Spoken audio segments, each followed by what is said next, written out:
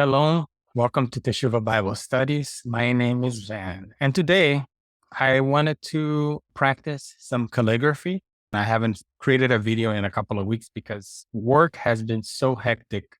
I have a full-time job, so what I do on this channel is additional to my actual long hours of work. So I figure I'd do something fun, something that I enjoy, that doesn't take a lot of effort, and also can still teach you guys something cool. So a lot of people ask me how to learn the Hebrew alphabet. And I think that one of the easiest way to learn the Hebrew alphabet is actually having some fun and actually writing it at the same time. So you can learn two skills at once. So I'm doing calligraphy, which is something that I've gotten into the habit of doing every single morning. And at the same time, I practice the Hebrew alphabet. So I started out with this kit, right, where it's like the usual um, calligraphy kit that you can buy. It comes with its own ink and all the parts that you may need. But then I found out that on the entire kit, the only tip that I use is this one. And I started doing calligraphy with this one for a few years. And then as I got better and better at it, I just wanted to perfect it. This is a 4 millimeter tip. So it doesn't really make like really nice large letters the way I wanted, especially not to fit this this graphed paper that I already got here. This one is designed to work with 6 millimeters, which is what I'm using now.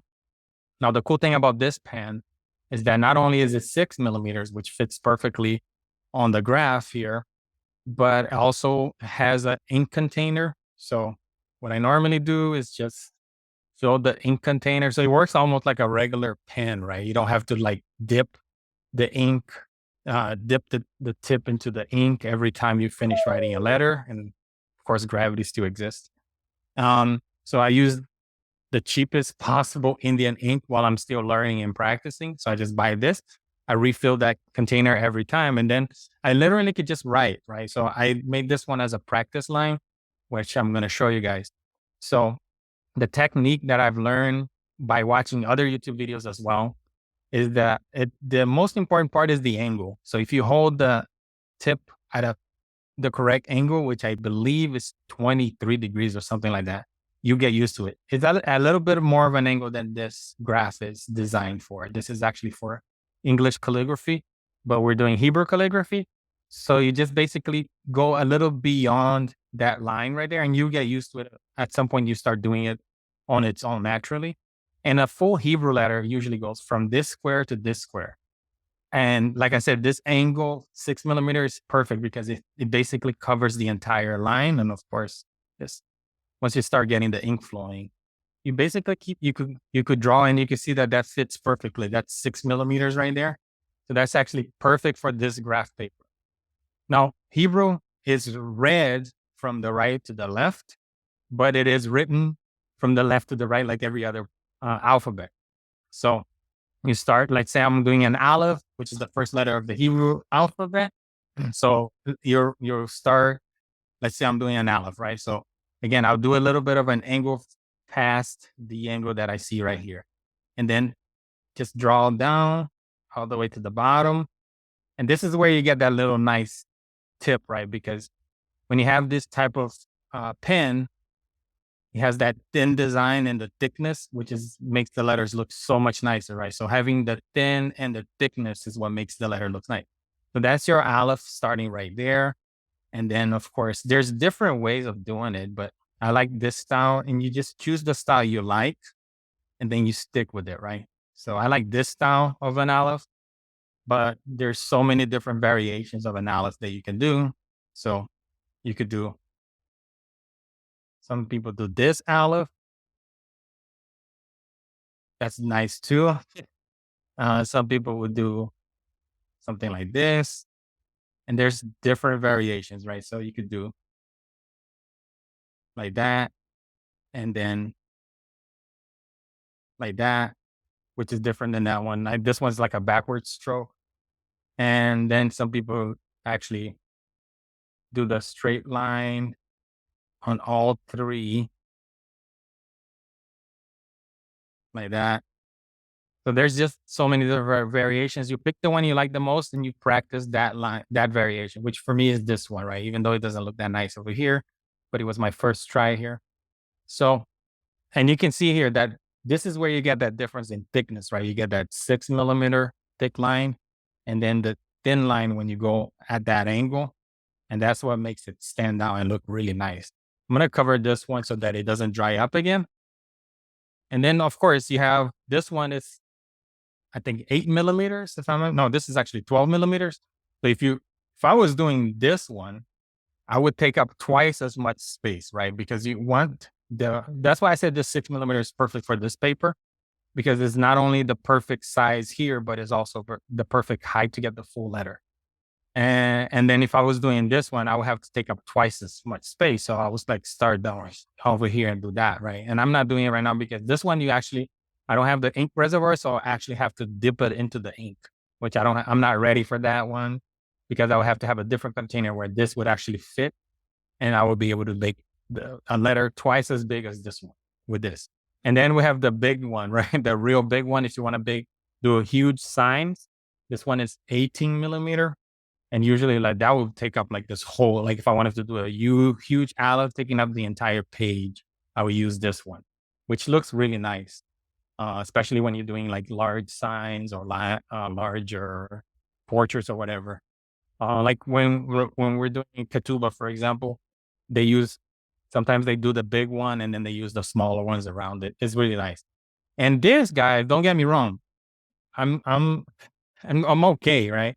This is practicing every day, and I still think I'm just okay because those people that do that for a living and they do the Katuba, they do it basically a perfect letter every single time, right? So with all that said, please pardon. I'm gonna try to do the entire Hebrew alphabet here for you guys, but it won't look perfect, and I'm still practicing.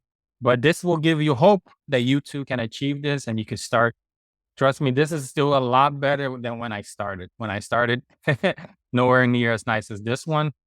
So I'm already kind of very happy with my progress. And also, I want to encourage everybody who wants to try this out not to get discouraged and learn by doing a little bit every day. So practice every day, have fun with it. So you're not only going to learn how to write the Hebrew alphabet, you're also going to learn the letters and their orders.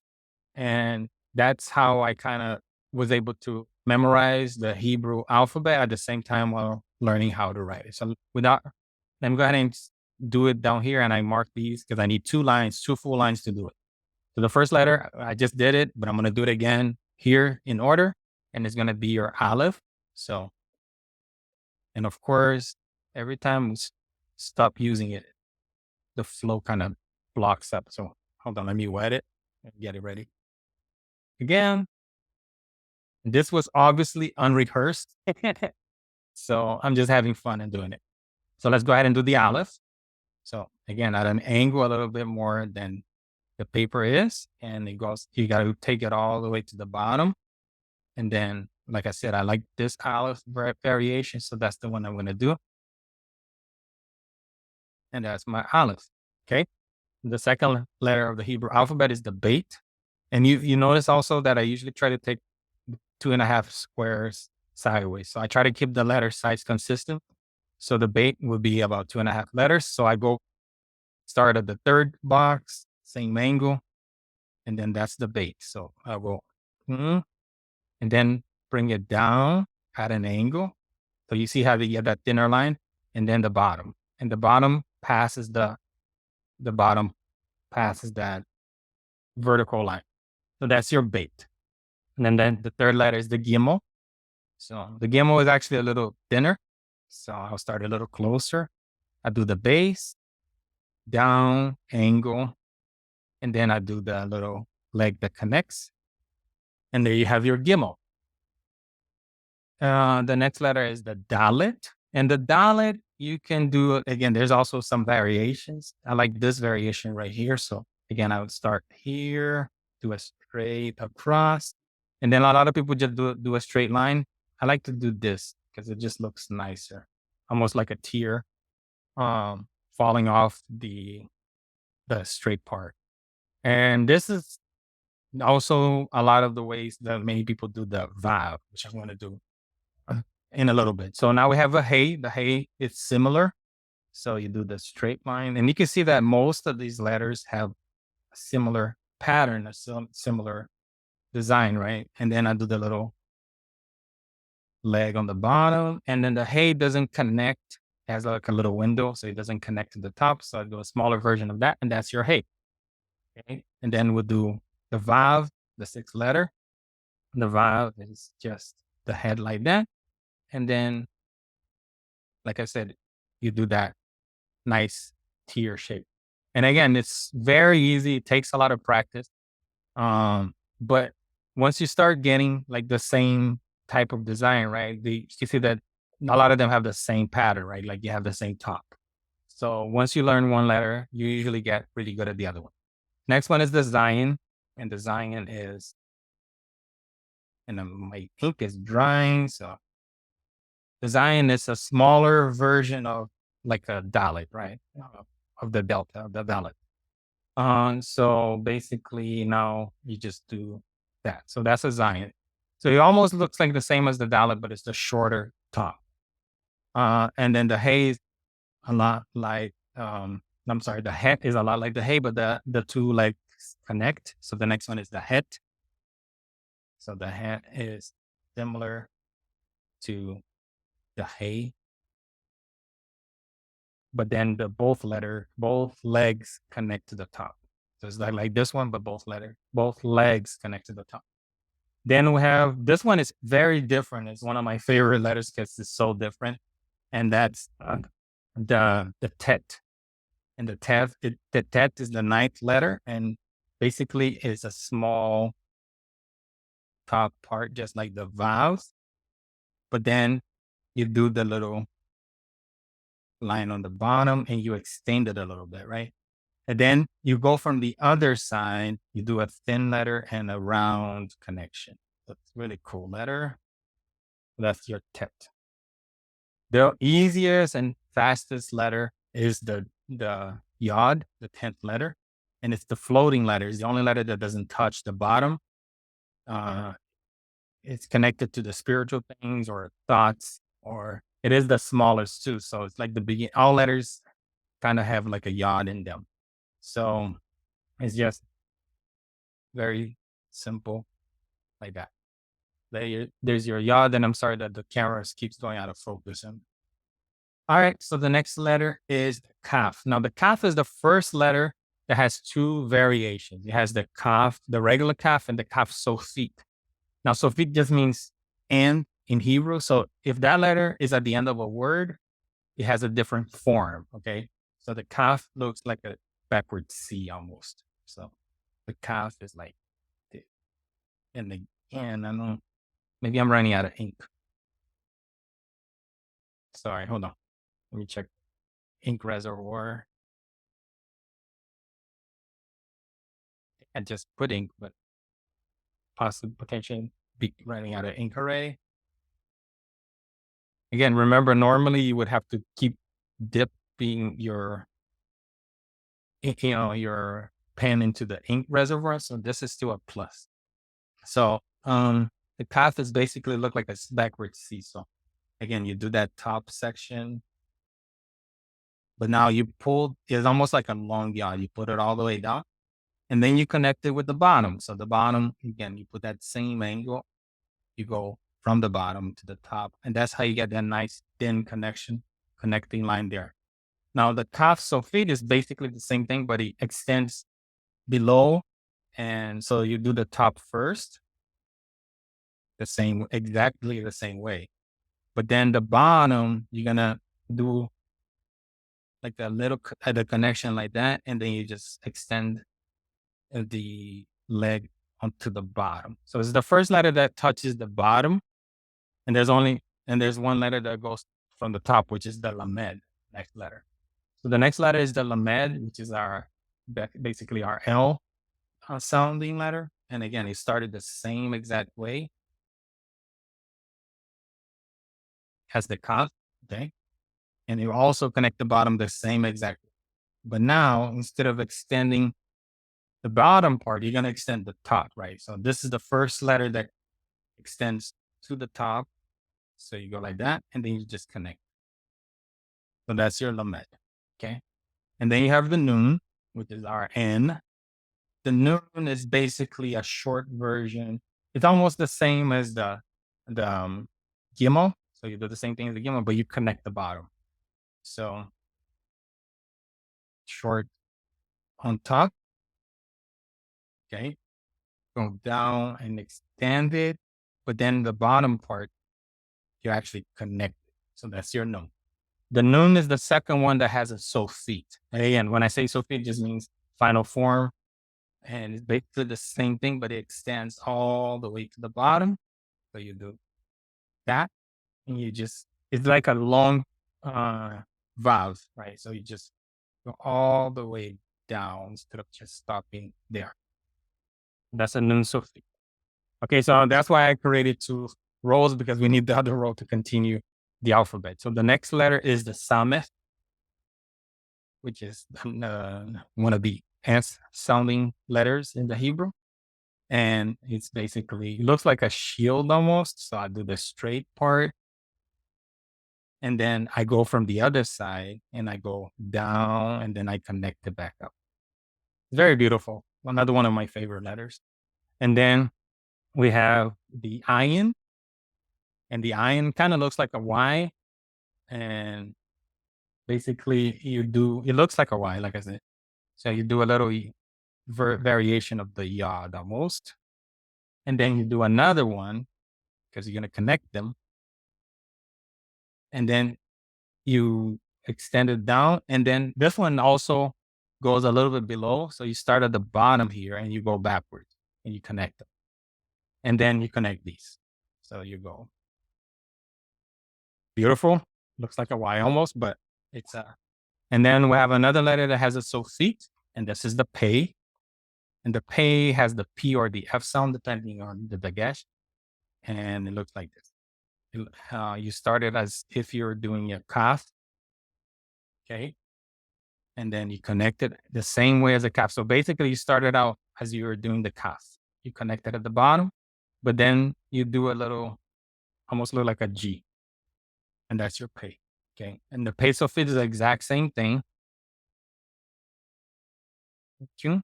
But it looks like the kaf sofit. So you connect it just like this one. Go extend it down to the bottom, but then you also do the little G thing connection. So that's and then we have the Zion, which is the other one that kind of looks like a Y, but the difference is this one extends to the bottom. The Zion does not. So we do the same thing. We do the two little yod connections, but this one is a little different. I do this one at an angle. Okay, so I do it like almost like a yod there. And then what I do is I extend the bottom first, so because I want to make sure it measures correctly. And then I connect this to the bottom. So you do like a connection to the bottom, and then you do a little connection that way. And the truth is, this should not have touched. Maybe I would have left that for last. I'm going to do another one just so you guys can see it. And again, I'm learning, so sometimes I still mess up as well. So maybe that's encouraging to you guys who's starting out. So I would do that, and then I would do this, so that make sure that it doesn't touch. That looks better, but not great either. I'm still practicing that letter. All right, so the next one is the same one, but sofit again. Another one of those sofit letters. And I hope I don't run out of room here. So, and then I do it almost like the nun sofit, right? So I go all the way to the bottom. And then I do that little part separately, and I connect it this way. So the next one is the kuf, and we're almost done. So the kuf looks like you started out again, just like you did with the kaf and most of those letters, but now you only want to connect it halfway. So you start from the bottom here, you connect it that way, and then you just do a long straight line down. Almost looks like a backwards P, but that's actually the letter Q. And then the resh, letter R, Again, you do the same thing, but this one you just straight down. Almost looks like you're doing a bit without the bottom part. Okay. The shin. Okay. The shin is very tricky. So this is actually the widest letter. So I always mess up by not giving myself enough room here. So I'm going to start way over here. And again, you do that same little almost yod or like the little top that you do, the shorter version of it. And then you extend it to the bottom and then you extend it further out. And then you do two of these. So you do at a greater angle, 1, 2. Connect these like that, and you're done with your shin. Okay. And then you have the tav, and I think I messed up. I forgot a letter. So I think before the and the noon, there was a mem, right? So I forgot the mem. I skipped the mem, but I'll do it last. And then we have the tav. The tav is the last letter of the alphabet, and it looks a lot like the het, but it has an extra leg at the bottom. So it's basically that.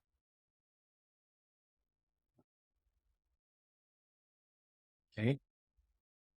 Basically the het with, so you do that, but then the difference is you do a little leg at the bottom. That gives you the tav. Okay. And then of course I skipped the mem by mistake. The mem should have gone before the noon. The mem should have been here. So this should have been here. Yeah. All right. So the mem again is one of those letters that has two of them at the beginning and or the end. The mem, the first one, you basically do a little vav almost, like a short version of the vav. And then you do a kaf connecting it. So that's like the mem, and then the mem Sophie is almost like a box version of that. It is all connected. So you do that, and you go down and stop that way, and then you do this and reconnect them. It looks like a square almost. So I mean, for those of you who know the Hebrew alphabet, you were probably correcting me when I forgot the mem here.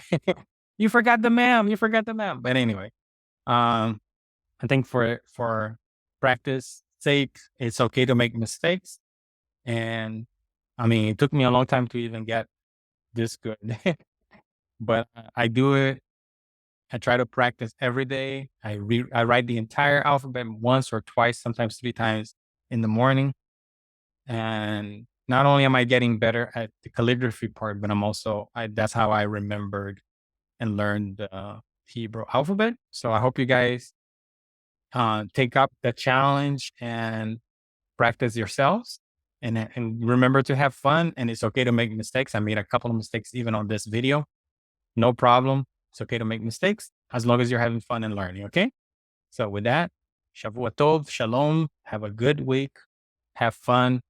And I'll do more videos, and I'll try to do individual calligraphy where I teach each stroke and the different strokes, so that we could learn together and get better at it. So maybe I'll do a couple of videos just on the aleph, a couple of videos on each individual letter, especially the harder ones to do. But other than that, I think this kind of covers it. So shalom. Have a good day. Bye-bye.